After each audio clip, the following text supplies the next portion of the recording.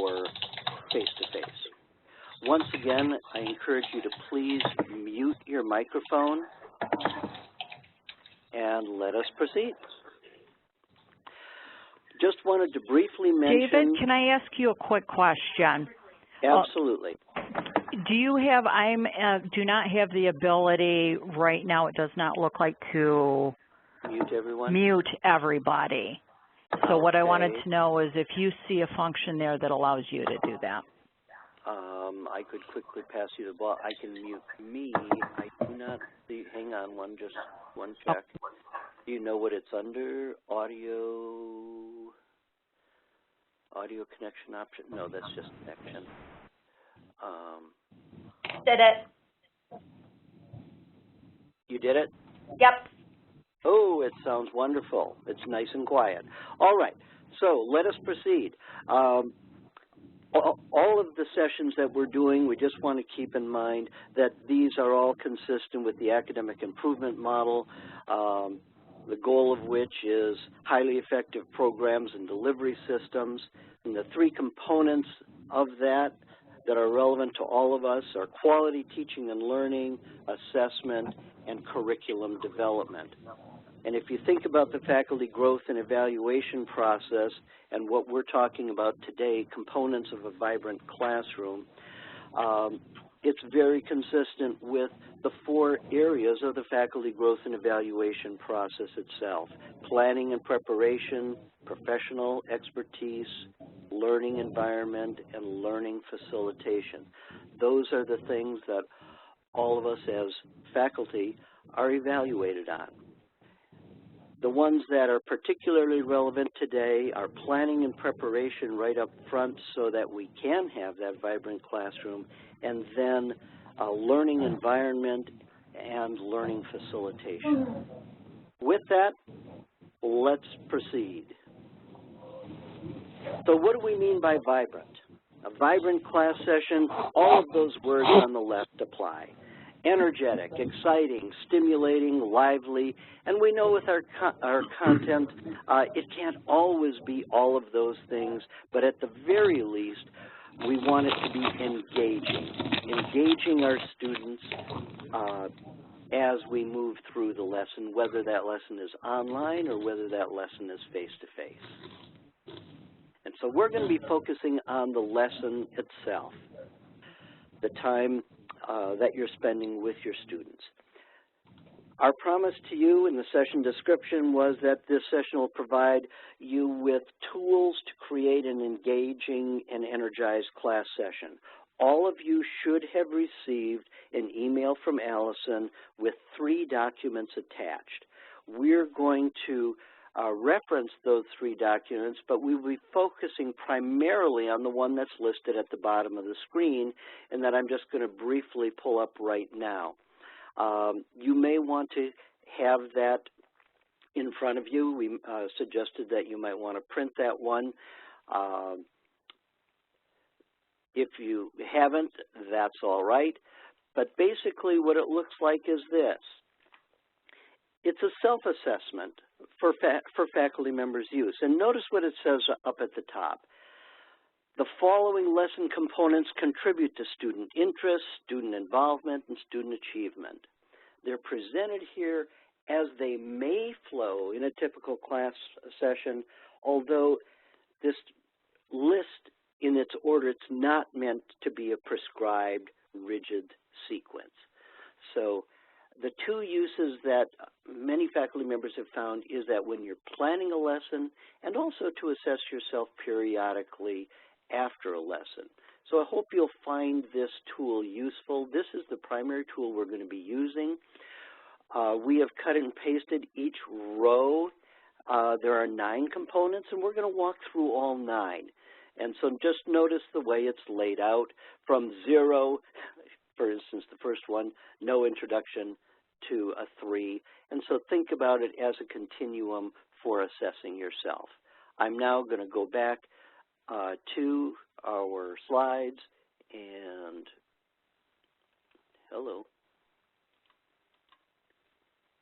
and get us on screen. All right. So that's where we're going today. Our objectives is to, these three, to use a tool to assess your use of these 9 components. That's the tool we just looked at. Gain some additional ideas and activities that you can implement in your own classroom based on what I might add, what Rasharn will add, and what you will add as we ask you to participate in various activities. And the third one, that you can access specific resources to make your class sessions more vibrant, and those are the 3 documents that we sent you and that we will reference as we go through. So, with that, what we're talking about here are practices that can capture and maintain student attention. Some certainly involve a level of skill, but some of the practices are simply things to remember to do. Some of the things we may know, we may easily forget, and some of the things we may not be aware of and just jog our memory. Oh, that's an important thing to do. Like writing a letter, these practices involve a poignant beginning of your class lesson, a content-rich middle, and a meaningful end to the lesson. And all of those are included in those 9 components. We want to make sure that you have an understanding of why each of these 9 components is important and also ways of doing each one. So let's do a real quick overview of those 9 components, and then we will elaborate on each one of them, so I'm not going to elaborate here. A meaningful introduction, covering the lesson objectives and how they link to the SLOs, providing a rationale for the lesson. Why is this important to know? Seeking involvement of students periodically throughout, treating students with respect, periodically checking for understanding, involving students in activities to reinforce the learning, so we'll talk about activities, in some way assessing what students have learned, and finally providing a meaningful closure to the lesson. Those are the 9 components, and so let's jump right into that very first one. Provides a meaningful introduction to the lesson or topic, to capture attention, to provide real-life applicability, and also providing links to prior knowledge. And so you notice the scale, 0 to 3. I've mentioned that before. Why is it so important to provide that meaningful introduction? I've observed in my role a lot of lessons, and I've seen lessons where the instructor just jumps right into the content. No link to where we've been before. It's real obvious to us as content experts how it all fits, the context. That is not always so obvious to students. And if we don't grab students' attention and make those links right up front, we may never get their attention. Rasharn, please add.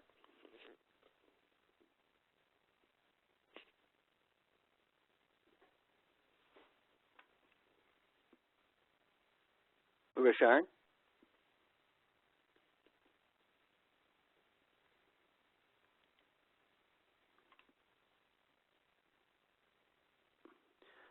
Would somebody unmute Rasharn?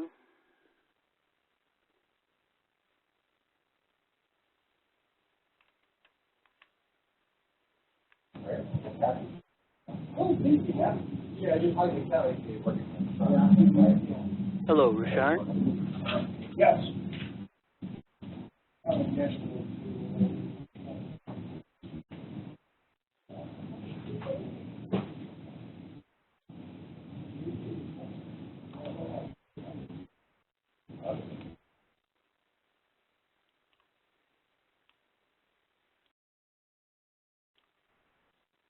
Of icebreakers that would include discussing current events that are in the news related to your industry or hot topics or changes that are happening in your industry. It could also be something as simple as a pre and a post, where you may have just a few questions that you from the reading at the beginning of the class, and then at the end of the class, as you discuss the lesson, to go with a post. It could be something such as, tell me your thoughts from the reading, or even in an online, the thoughts from your reading from this week, of giving that in 100 words or less, or at least 100 words, or something to that effect. So it's very important to grab their attention, as we stated. Slide number 2, or the next objective we want to talk about, is covers the lesson's objectives and links to student learning outcomes. And this is very important to have the SLOs incorporated into your lesson throughout the entire quarter. And one of the things is that we say is students want to know that they are making progress, and everything should be tied back to the SLOs. A few ways that you can do that is post the SLOs on the whiteboard in terms of the SLOs that you'll be covering for that evening, and reference them throughout your lesson. You can always include the SLOs in your syllabus for each week in the overview section of the syllabus in terms of the SLOs that you're covering for that week. You can also ask the students to refer to the SLOs, and at the end of a session or at the end of the week, what SLOs were covered, as we share the SLOs with them for any class that they take. So making them responsible for their learning as well. The next one talks about provide the rationale, why this is important to learn. And so as we look at this one, the key is making sure that the students understand that anything that you share is relevant. And so ways you can do that is you can link it back to the daily life or future career. Show them how what's going on fits into the big picture, because each class is part of a puzzle piece to some type of outcome to a career. So talking about how this lesson or how this course ties into the bigger picture. What's important here is letting them know how this content is useful. If you can't provide a clear reason for the learning, very often students will turn out. So it's important that they know what is going on, because sometimes they don't understand, how certain classes, whether it's a general education class or they're hearing psychology over again, how does this fit? And so it's up to us as the instructors or the facilitators to show them how it fits. The next one is 4, seeks involvement of students during the presentation while maintaining the lesson flow. Now this one we're going to ask for your input on that, and make sure that when you respond that you have send to everyone in your chat box so we all can see it, and we're going to get your feedback. David, can you tell them a little bit more about it? Absolutely. In fact, in this one, what we'd simply like to know is, what do you do to obtain student involvement in your class? And this is just regular overall involvement. We'll get into specific activities later on, but maintaining student involvement, and notice the second part of that also, while maintaining the lesson flow, not getting sidetracked. So we're going to be quiet for just a little bit, and if you would please start entering text into the text box, and then we will comment on some of your input as well. So, how do you go about obtaining student involvement, whether it's in online or in your classroom?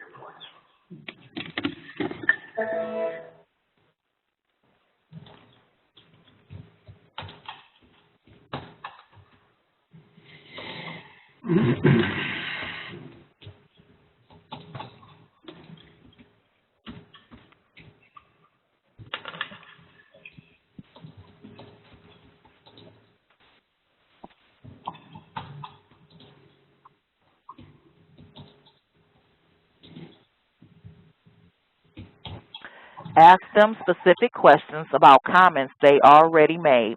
This helps to expand the discussion. I have seen other students join the discussion who were not originally participating in that topic. This is one method that is easy and works well. Thank you, Nikki.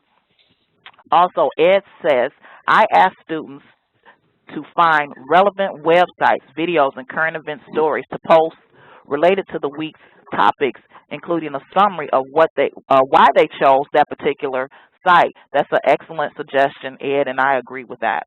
Deborah says, ask questions when appropriate. Have students do short reflections in writing, and that's a great response, especially at the beginning of a class or at the end of a class, so thank you for that. Dave says, have students research articles relating to topics and to be covered before class, and that's excellent as well because we want to have them start preparing before they come to class. Post their article summary as a journal post, and in the class, what takes away from what they gained from it. So, again, starting that conversation before class, having them do some homework on a research article, and then discussing it in class and asking them what the takeaway. So, great suggestion. We'll read a few more. Especially as we think about the integration of technology this year and our Blackboard professional expectations, getting them involved in using journals, blogs, or discussion board posts in Blackboard. Thank you. Please continue, Sharon. I'm going to highlight a couple of more because we have quite a few people on there, and I keep the suggestions coming because we do want you to read what your colleagues have down. I want to reference Poll Everywhere that Lisa suggested, which is a website that allows students to use their devices so you can poll anonymously on topics or suggestions. And as she states, this tests their knowledge on the reading. It works well as a good springboard to opening the discussion. I have seen great responses to this and have students request more questions, so a good one. I'm going to pick one more, and so I'm not just sliding into anyone. I just want to say that because they're all really great responses, and I'll just read this last one from Myra. Ask students if they have seen an example of the concept being discussed in their life or work.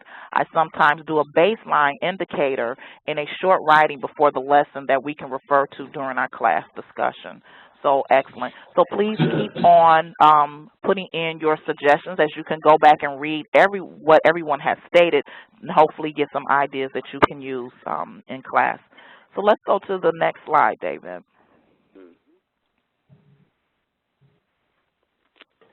Number 5 talks about treat students and their questions and comments and participation with respect. And the thing is it seems like this would be a no-brainer in terms of teaching, treating students with respect, but sometimes in teaching, because of our knowledge or our years or expertise as an instructor, sometimes we can be condescending in the classroom, and so we just want to reference it here to say respect is key. Respect is key because it keeps the classroom feeling like a safe learning environment. So at this time, we're going to ask you to focus on respect and list things that demonstrate respect by putting an R next to your comment, or things that demonstrate a lack of respect by putting L next to your comment. So we're going to give you a few minutes to think about that, and we just want to have the conversation because sometimes we're not aware of it. You know, most oftentimes we're not aware of it, even if we're doing it. It's usually not intentional, but as instructors and facilitators in the classroom, we do need to keep respect at the forefront. So take a few minutes to think about that. Things that demonstrate respect, indicated by R, and then things that demonstrate a lack of respect, demonstrated by L. Comments are already coming in. Call students by name. Absolutely. Great way to demonstrate respect. Also a great way to help build rapport with students. Opening with an activity or a mind game that introduces the subject in a fun way, playing memory game. I think that was more getting students involved. Okay, moving on. Treating every question as a good one. Yes, and yet in a way that nobody leaves thinking the wrong answer is in fact the right answer. But you can still honor that input and ask people to further clarify. Thank you. Thank the student for their input. Acknowledge when they have good ideas and that I can learn from them, yes. And that reinforces the concept of all of us being lifelong learners. We don't have every answer. We are learning all the time as well, and that's great to acknowledge.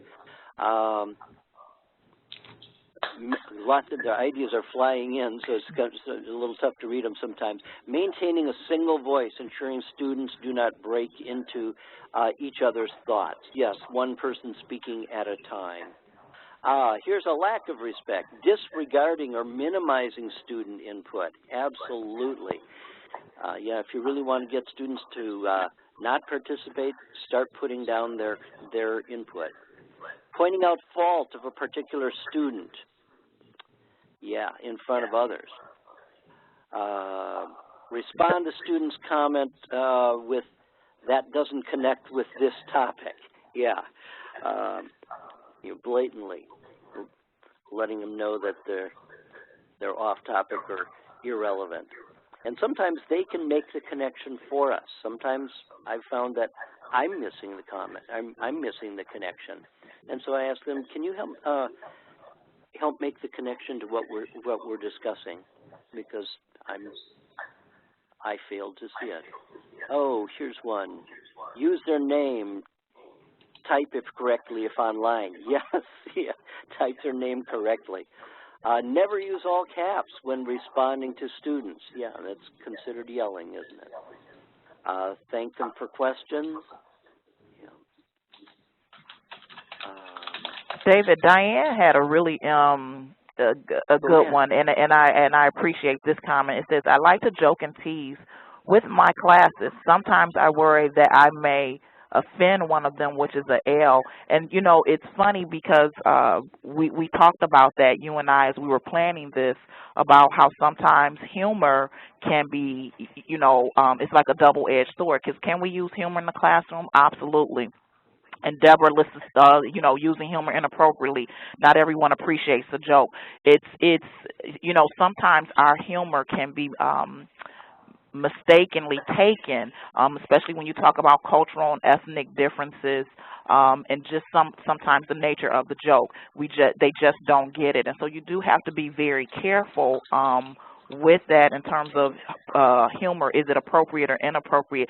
David, you want to share some more on that because you had an interesting perspective. In fact, the rule of thumb that I use about humor in the classroom is very similar to what Thomas said. Making jokes at a student's expense is a lack of respect.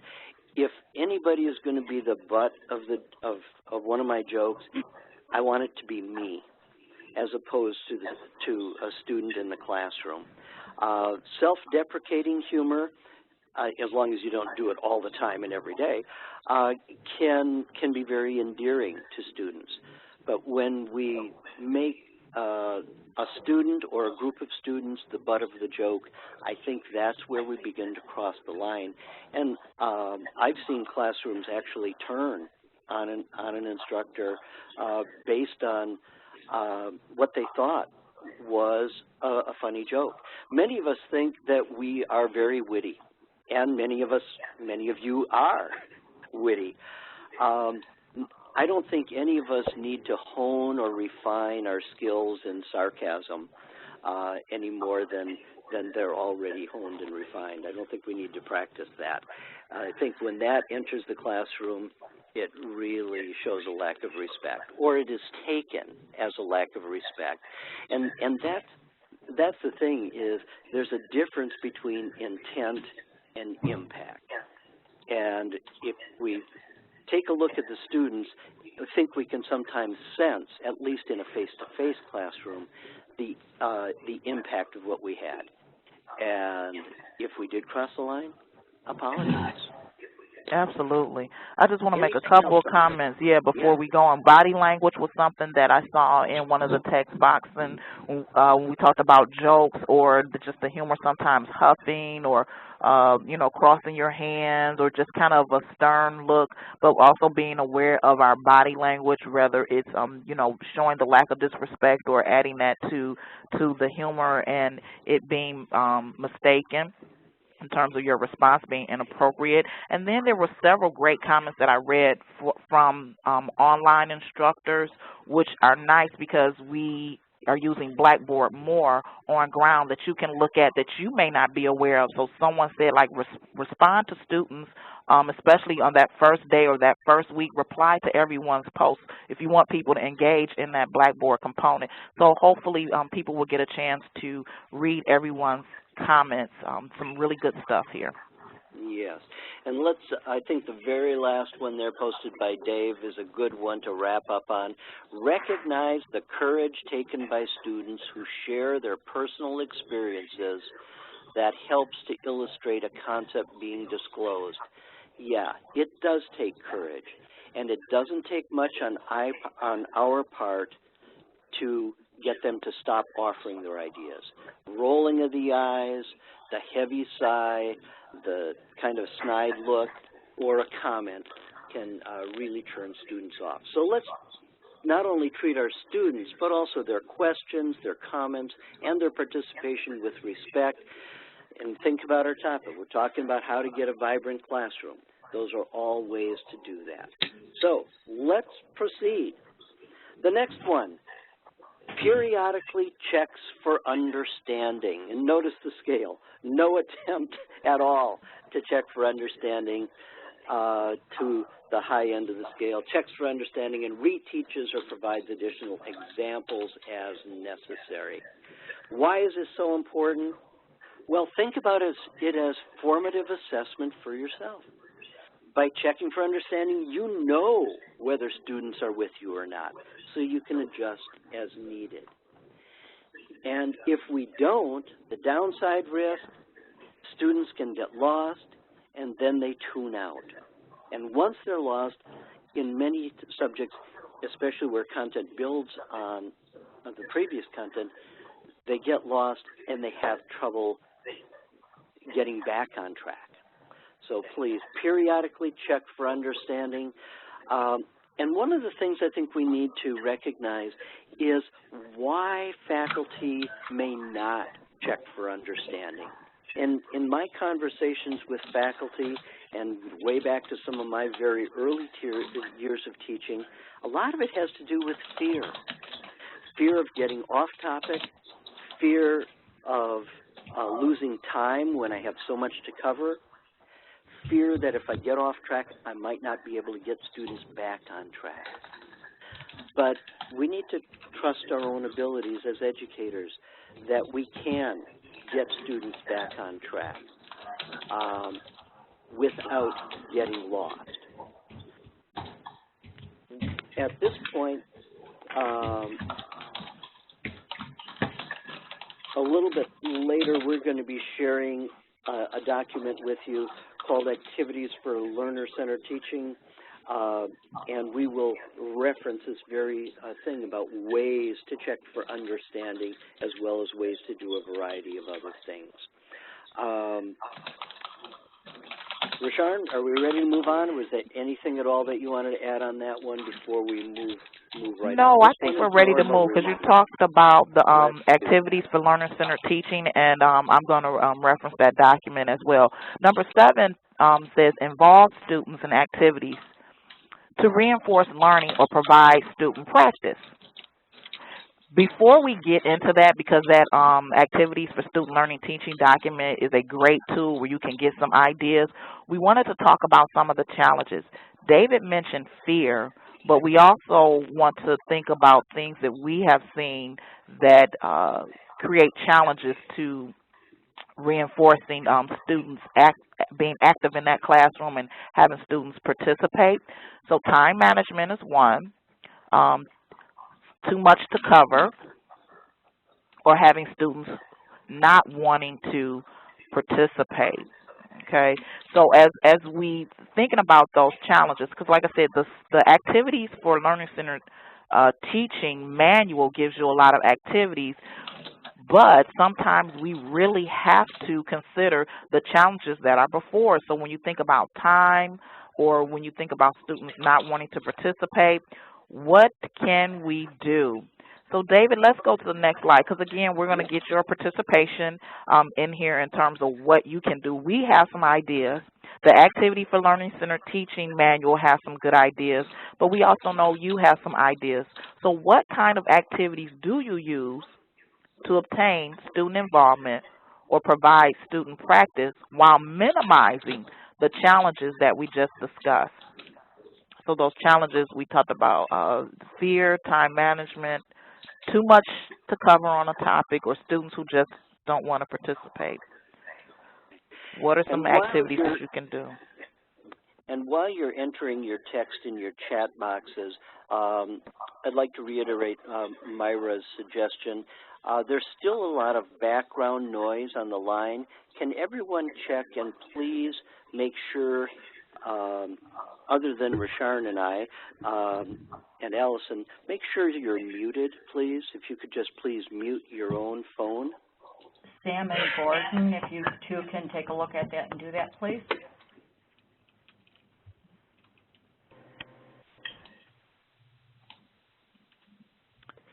Thank you. That helps a lot. That's much, much better.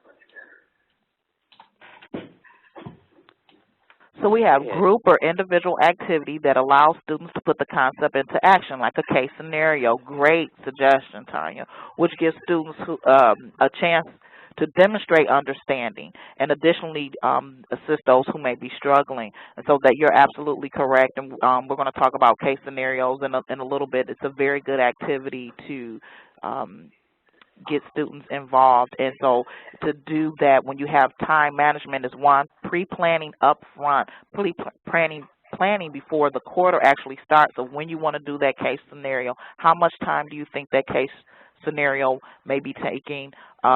What's a good number, when you're going to wrap up, but planning for that case scenario so you don't get off track. Ask students to break into small groups to discuss examples where the concepts can and will be applied in their day. Whether they have seen examples of the concept in action and then present their findings to the larger group. So again, something where you get everyone involved that's in the class, break them down into smaller groups, and then have them report back to the large group. So getting everyone to participate, and again with this one, like I said, setting a time. How much time are we going to spend on that activity, or how much time you're going to give them to pre-plan is very important to maintain that time management.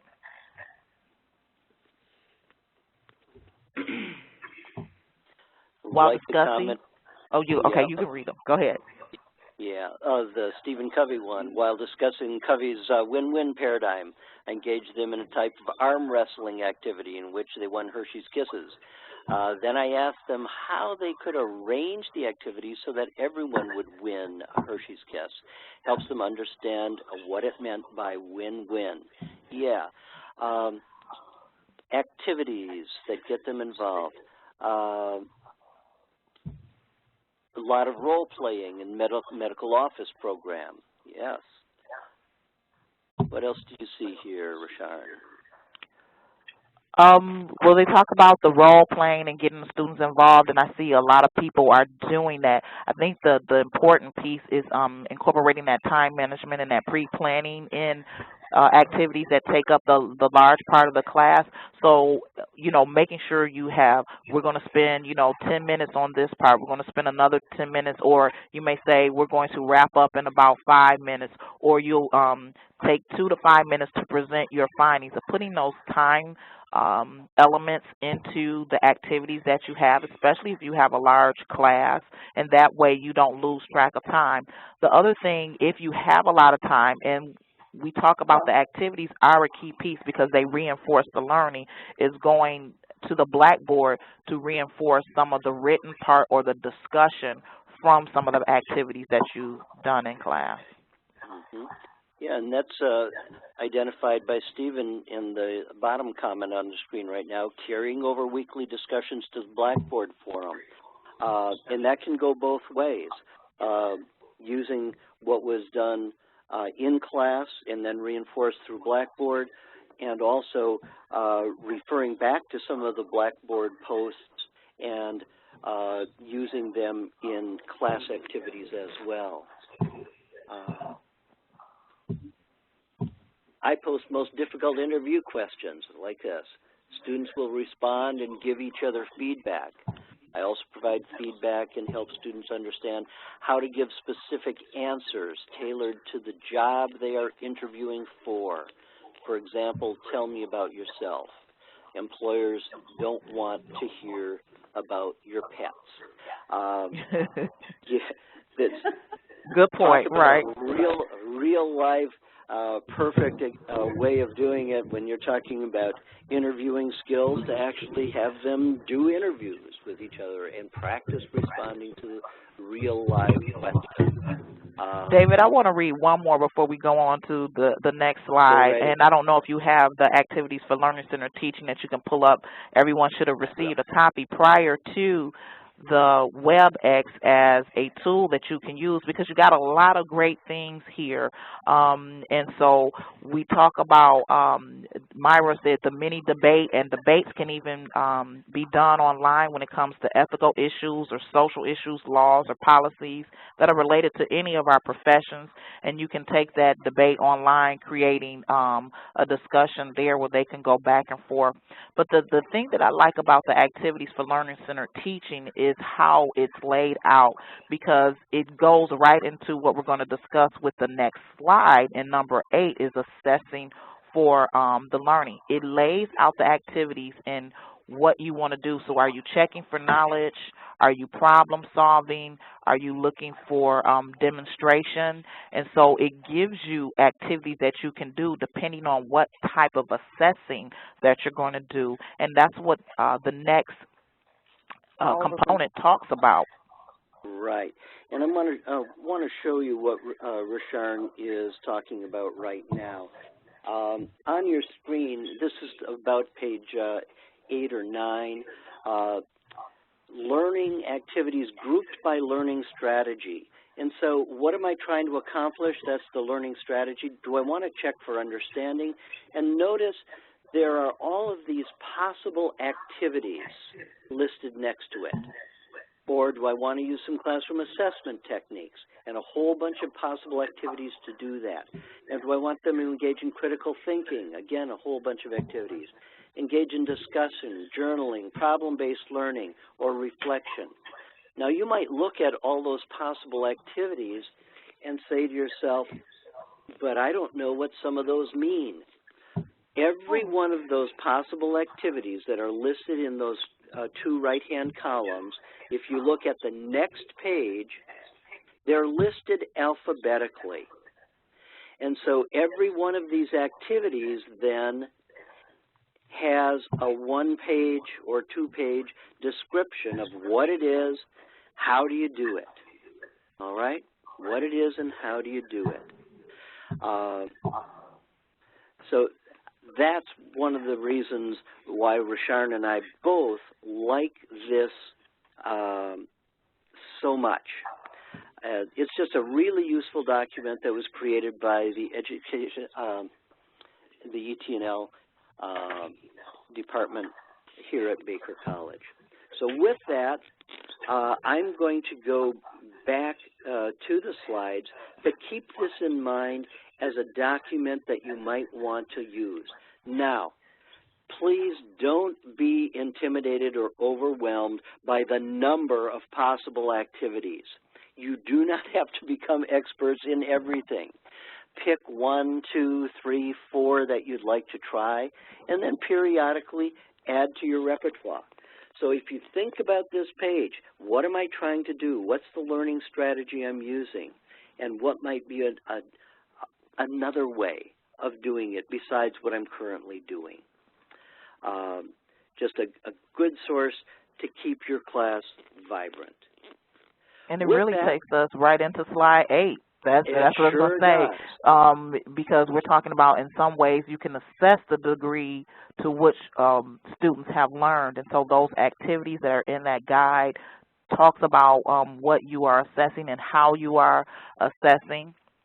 And so when we're talking about assessing, we like to use the words formative assessment and summative assessment. And formative assessment is that short assessment, and you guys have some really great activities already going on. And so when you're doing those activities, you want to have in mind, is this a formative assessment or this is a summative assessment? So like with the formative assessment being the quick or the right now, or the thing that I just talked about, I use reflection. I may do reflection in a written statement or in an oral response, and I might tell me in 7 words, tell me what you learned today.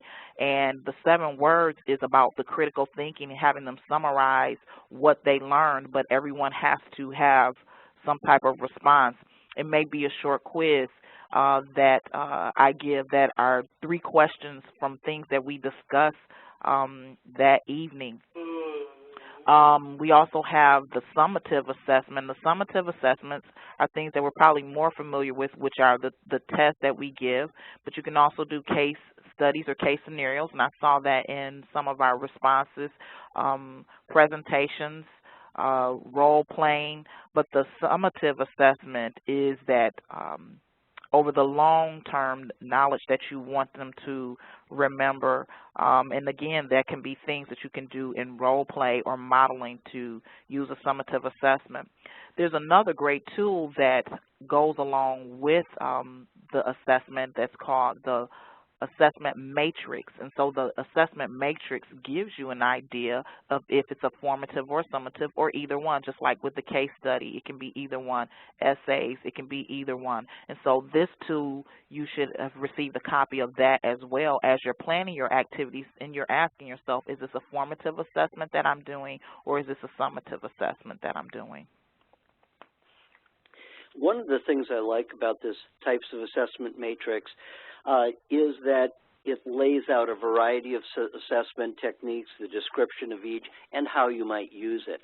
Now, some of you might be saying that I've seen this before. Yes, it was part of the AIM training. And so one of the things we wanted to make sure we did today is not just always present something new and different, but say, how can some of the tools that we've seen before be used? So this is here as a reminder of an excellent tool that's there for your use.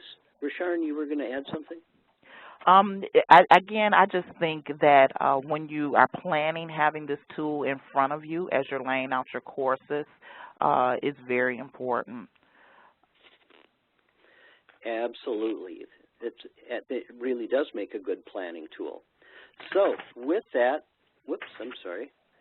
Let's move on to our next slide, which is providing meaningful closure. And quite frankly, this is a pet peeve of mine. And notice the 0 end of the scale. No attempt is made at closure, class just ends. It kind of sounds like this. Oops, we're out of time. See you next time. And it's something that drives me crazy, and I'll tell you why in just a minute.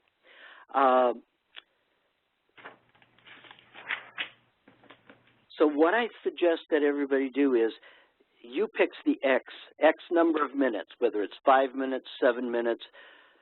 I always like to say, pack your parachute.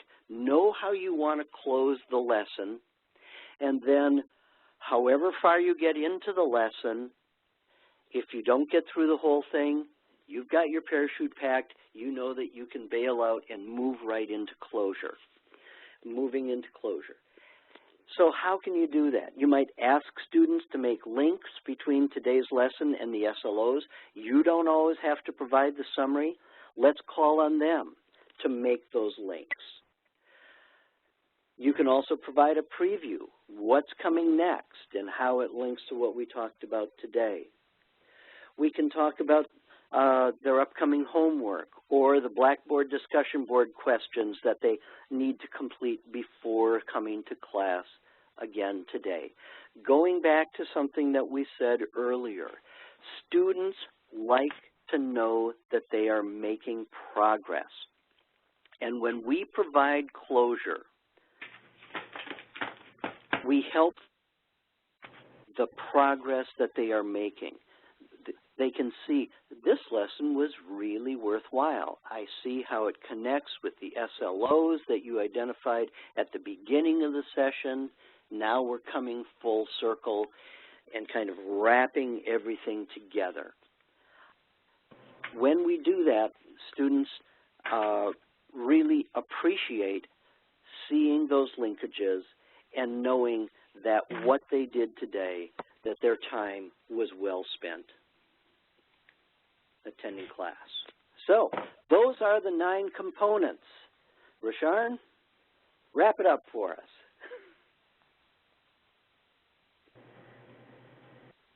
Hello? Woman's name is Rasharn. Like yes, Richard is Rasharn there? Or is she muted? Rasharn keeps disappearing. Okay, well, let me walk through these, and if Rasharn pops in, that's fine.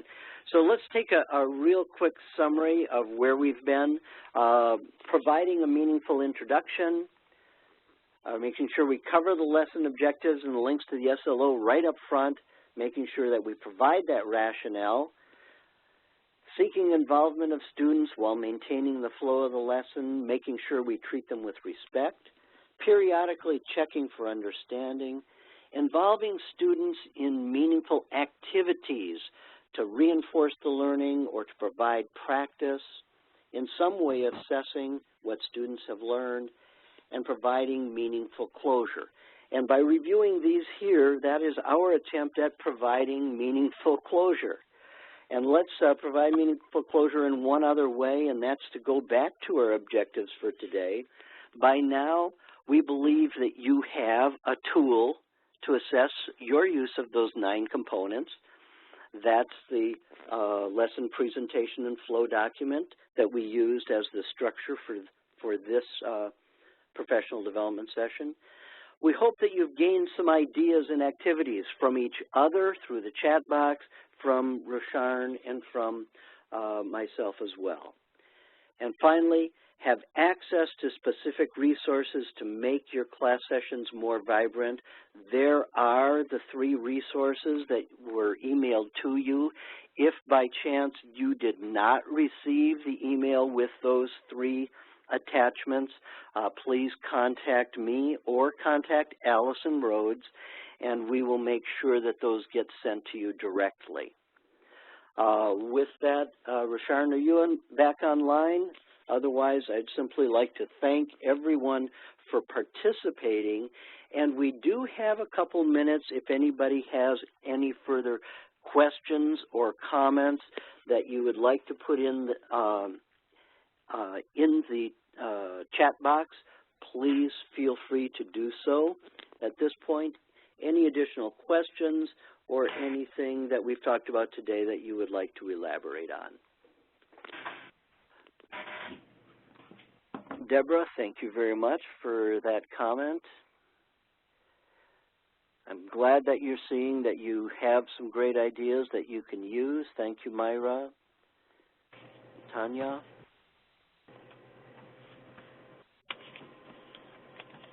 I'm glad you like the specific resources, and I hope that you will review those and use them in the future.